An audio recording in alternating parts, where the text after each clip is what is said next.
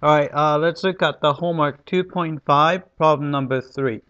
Alright, so we want to find the derivative of this function. Alright, so let's do that. Alright, so since this is a product of two functions, so here's x is the first guy, and this is the second guy, so we have to use the product rule there. Alright, so let's do that. So y prime is equal to, derivative of the first guy is 1, times the second guy is sine of 8 over x, plus first guy, x. Then you have to take the derivative of a sine. So derivative of sine is cosine. Right? Then leave the inside function as it is. Right? Then multiply by derivative of 8 over x. Right? So if you want to find the derivative of 8 over x, right, I don't like a fraction, so I'm going to write it as 8 times x to the negative 1 power. Then derivative of that, right?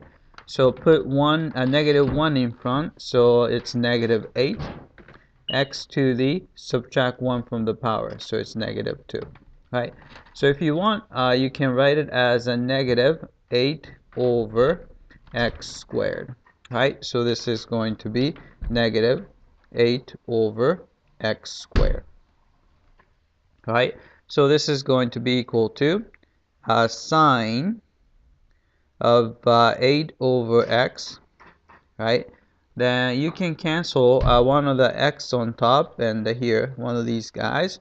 So you have negative 8 over x cosine of 8 over x.